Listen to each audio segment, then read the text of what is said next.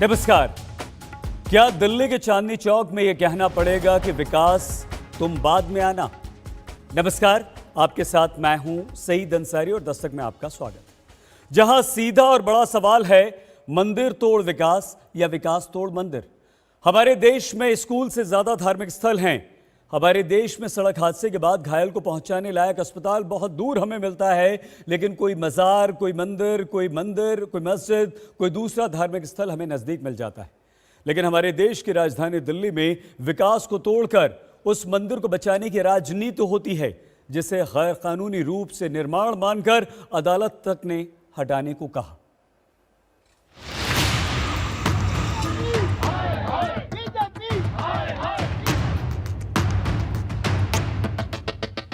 केजरीवाल साहब एक तरफ हनुमान जी की भक्ति का बहुत बड़ा ढोंग रचते हैं, वहीं दूसरी तरफ ये प्राचीन हनुमान मंदिर तोड़ने में जो उनकी साजिश सामने आई है वो सब लोगों के सामने है।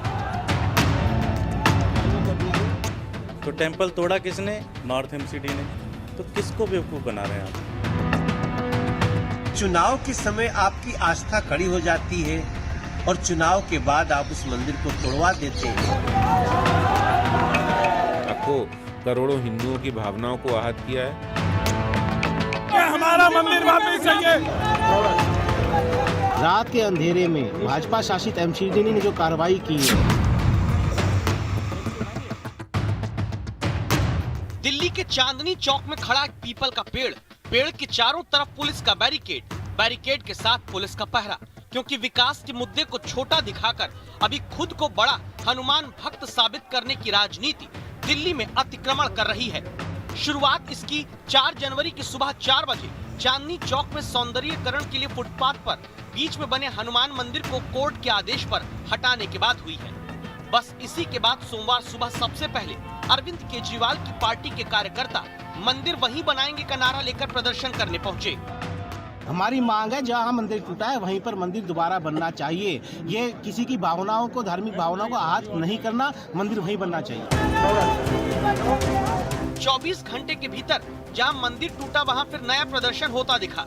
इस बार भगवा झंडे के साथ क्रोधित हनुमान जी की तस्वीर लिए वीएचपी बजरंग दल के कार्यकर्ता आते हैं और इनका भी नारा होता है, मंदिर वहीं बनाएंगे। इस वक्त हम चांदनी चौक में मौजूद हैं और हिंदू संगठन यहाँ पर हनुमान मंदिर तोड़े जाने के विरोध में प्रदर्शन कर रहे हैं। हमारा मंदिर वापस चाहिए। वो 100 साल पुराना मंदिर था हनुमान जी का, वो कोई अतिक्रमण करा हुआ मंदिर नहीं था, आजादी से पहले का मंदिर था।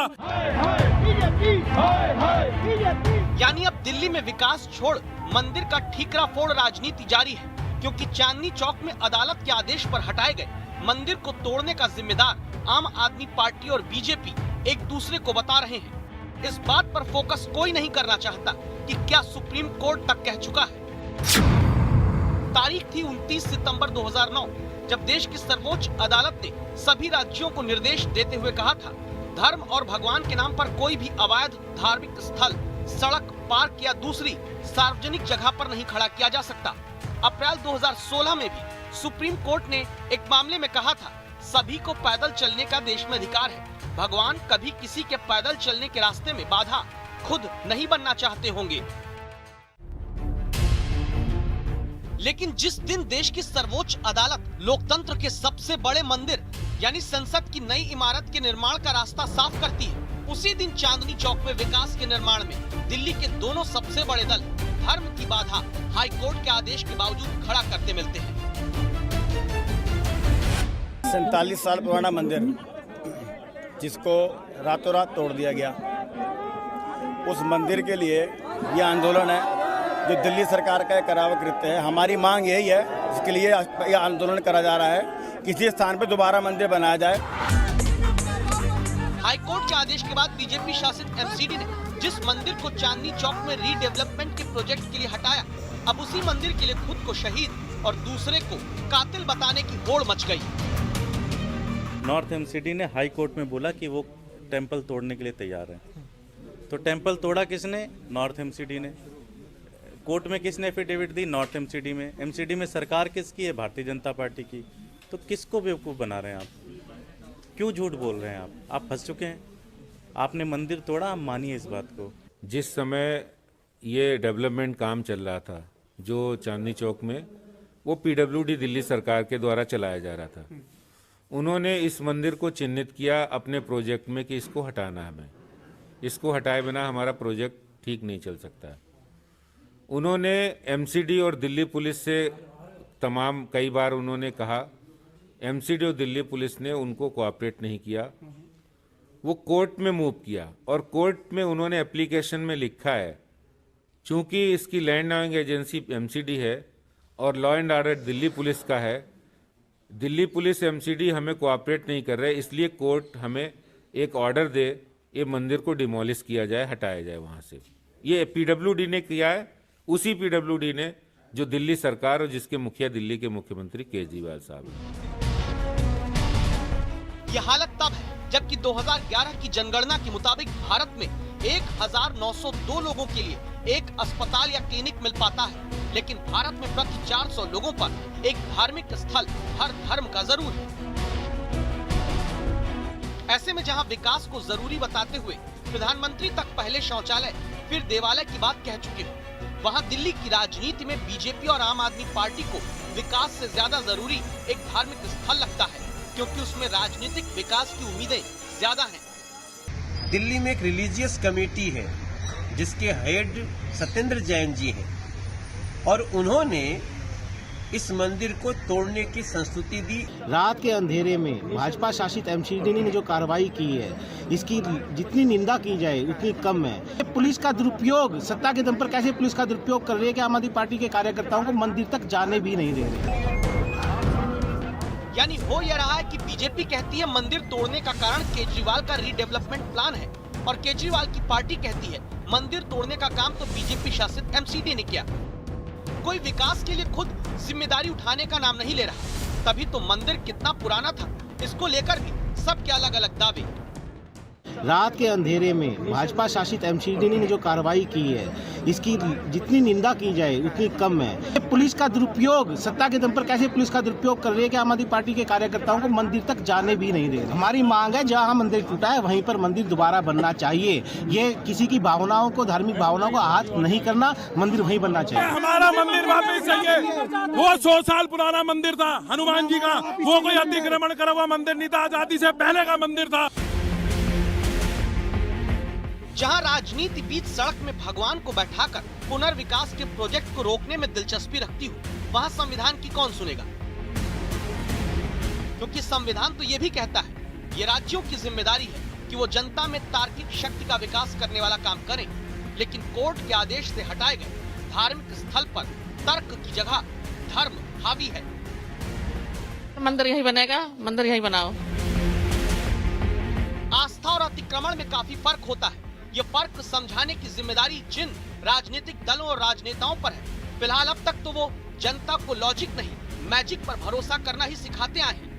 इसलिए जहां मंदिर हटकर विकास का काम शुरू हो जाना था, वहां अब बैरिकेड का घेरा है, पुलिस का पहरा है।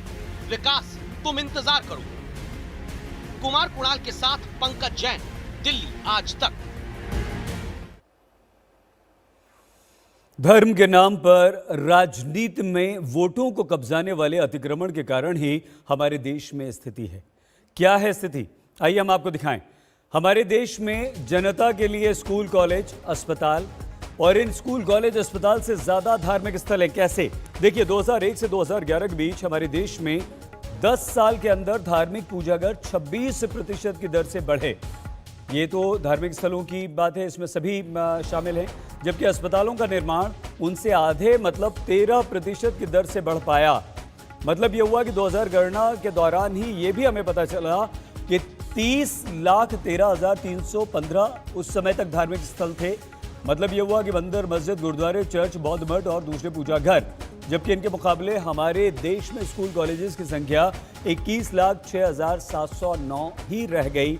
इसका अर्थ साफ है कि कितनी तेजी से धार्मिक स्थल बढ़ते हैं, लेकिन स्कूल, कॉलेज और अस्पताल या फैक्ट्रीज नहीं। 41 दिन बीत जाने के बाद इंतजार है 8 जनवरी को अगली बैठक का। उससे पहले आज किसान संगठनों ने 7 जनवरी को दिल्ली की 4 बॉर्डर से ट्रैक्टर मार्च निकालने का ऐलान कर दिया। लेकिन आंदोलन इम्तिहान लेता है।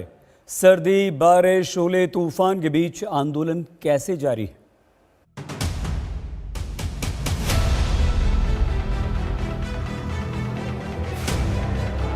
कृषि कानूनों के खिलाफ आंदोलन को 41 दिन हो चुके हैं। जी हां, 41 दिन, और तब से ये किसान दिल्ली की सीमाओं पर डटे हुए हैं। ऐसी परीक्षाएं किसान बहुत दे चुका है। ऐसी परीक्षाओं से किसान घबराने वाला नहीं है। इस कदर मुश्किल है कि बरसात पानी भर देती है। अगर ये ना निकाल,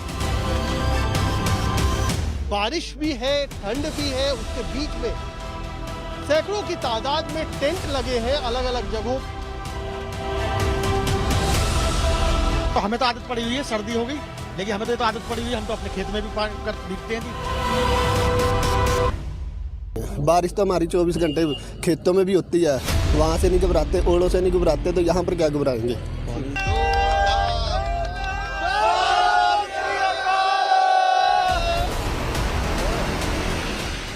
बारिश आते ही हर आदमी जल्द से जल्द सुरक्षित जगह पर पहुंचना चाहता है, लेकिन दिल्ली की सीमाओं पर किसान आंदोलन बारिश, खराब मौसम के बीच इम्तिहान दे रहा है। कैसे? इसको आज आप अपने घर में रूम हीटर में गर्मी लेते हुए महसूस करिए। इसलिए आज तक संवाददाता कुमार कुणाल गाजीपुर बॉर्डर पर मौजूद है और आशुतोष सिंघू बॉर्डर पर।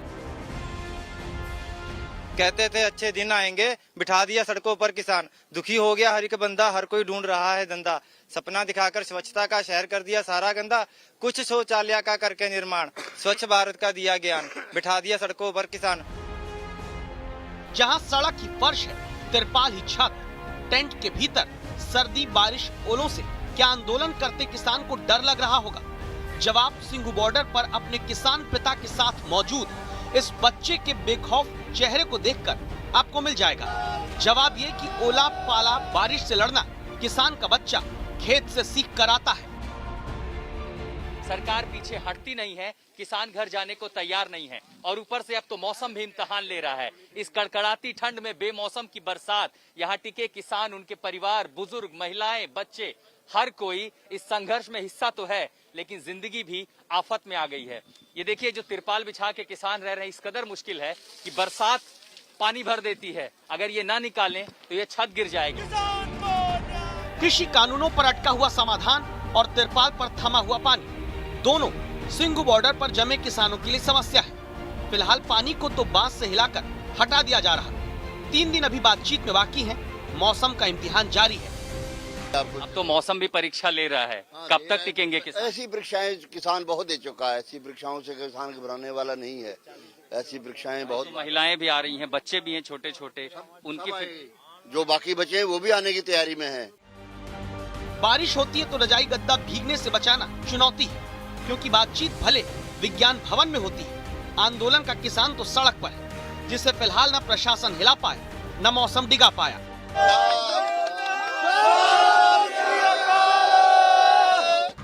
पानी हटाने के लिए मोटर लगी, लेकिन रात में अचानक बारिश होने पर टेंट में उसी बारिश के थपेड़ों के बीच किसान सोने के लिए मजबूर होते हैं। सुबह होती है, आंदोलन में दोबारा किसानों की बड़ी तादाद नजर आती है। जब तक सरकार नहीं मानेगी टेंट भी नहीं हिलेंगे। बारिश से मौसम से कोई घबराहट नहीं? कोई घबराहट नहीं है। बारिश तो हमारी 24 घंटे खेतों में भी होती है। वहाँ से नहीं घबराते, ओलों से नहीं घबराते, तो यहाँ पर क्या घबराएंगे। दिल्ली उत्तर प्रदेश के बीच गाजीपुर बॉर्डर पर संवाददाता कुमार कुणाल लगातार आंदोलन की रिपोर्टिंग कर रहे हैं। यहाँ पर आंदोलन की गर्मी 41वें दिन बारिश के मौसम में भी दिखी। बारिश भी है, ठंड भी है, उसके बीच में सैकड़ों की तादाद में टेंट लगे हैं अलग अलग जगहों पर। हम आपको दिखाएंगे कि किस तरीके से टेंट जो है ये खड़े हैं बीचों बीच नेशनल हाईवे के। और जब बारिश हुई पिछले 2-3 दिनों में तो बहुत सारी दिक्कतों का सामना करना पड़ा। दिक्कतों के भीग चुके गद्दे को ट्रैक्टर पर टांग कर किसानों ने सूखने के लिए डाल दिया। कुछ ने फ्लाईओवर की रेलिंग पर बारिश में भीगे कपड़े सुखाने शुरू कर दिए।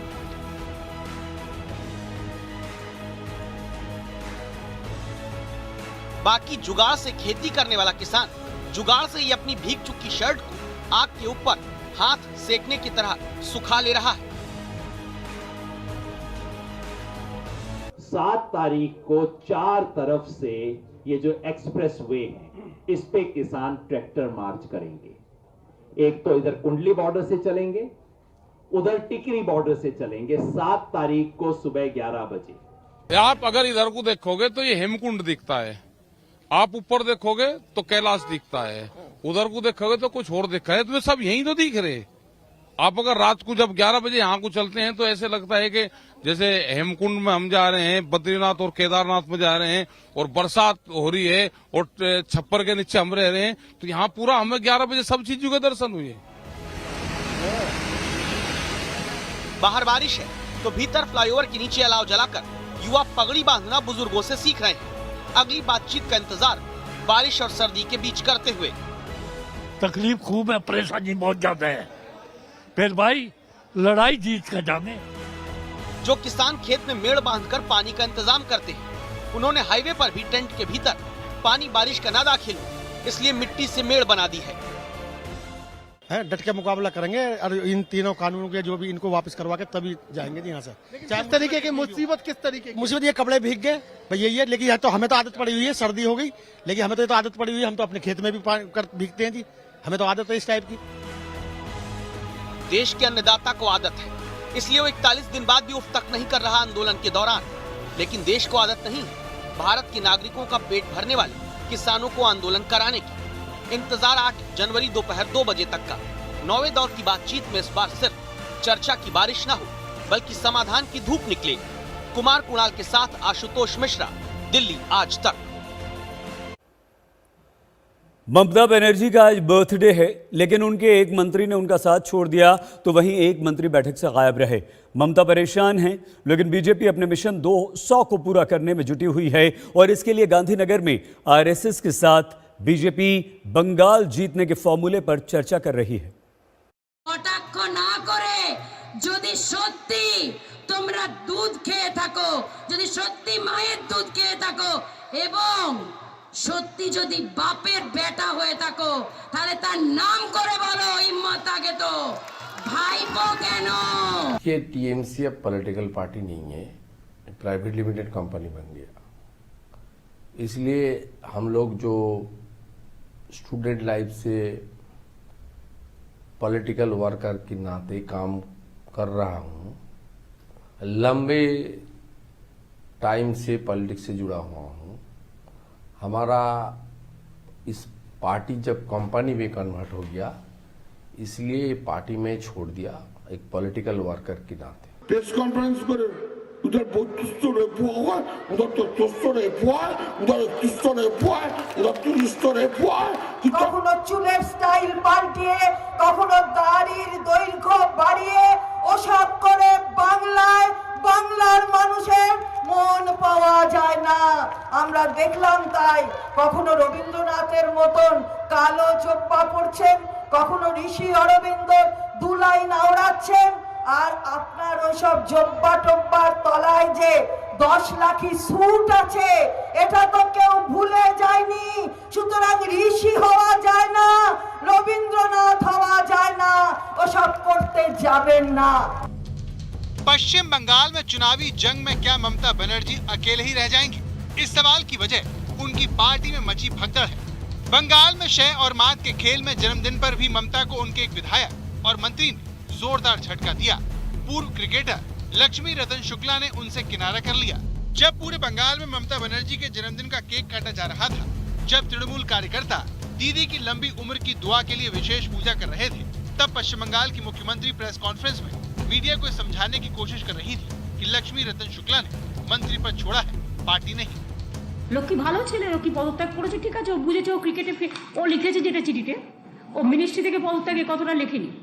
চিঠিতে যেটা লিখেছে যে আমি সমস্ত রকম রাজনীতি থেকে সরে যেতে চাই, খেলার প্রয়োজনে আমায় খেলায় বেশি টাইম দিতে হবে। ममता के करीबी और मंत्री जिस तरह से उनका साथ छोड़ रहे हैं, उससे बीजेपी के ताकतवर होने की बातें की जा रही है।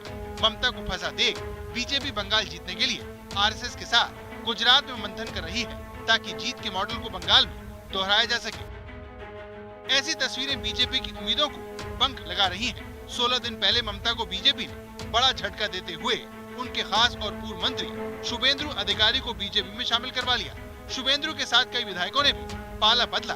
बीजेपी तृणमूल में लगातार फूट को अपने लिए शुभ संकेत मान रही है। He was a renowned cricketer. Still, he should be treated as a renowned cricketer. But one thing is very clear: Lokhi resigned from the ministry.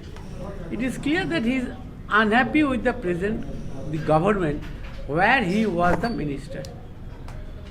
So, it is a unhappiness of Lokhi Shukla being a minister of the state to show his unhappiness. BJP इसी असंतोष का फायदा उठाने की कोशिश में है, जिसके लिए पार्टी ने अपनी पूरी ताकत लगा दी है। पार्टी अध्यक्ष गृहमंत्री से लेकर अनुराग ठाकुर जैसे मोदी सरकार के मंत्री भी पश्चिम बंगाल का दौरा कर रहे हैं। विधानसभा चुनाव के लिए मिशन 200 पार करने के लिए बीजेपी गुजरात के फॉर्मूले को अपनाना चाहती है, जिसके लिए गांधीनगर में वो आरएसएस के साथ रणनीति बना रही है। आरएसएस की समन्वय बैठक में बीजेपी के अध्यक्ष जेपी नड्डा और आरएसएस के मोहन भागवत हिस्सा ले रहे हैं। अहमदाबाद में हो रही इस बैठक में आरएसएस के 25 से ज्यादा संगठनों के 150 से ज्यादा नेता शामिल हुए, जिनके एजेंडे पे पश्चिम बंगाल का चुनाव भी। दर्शक में आज के लिए बस इतना ही। अपना बहुत ख्याल रखिएगा। देखते रहिए आज तक।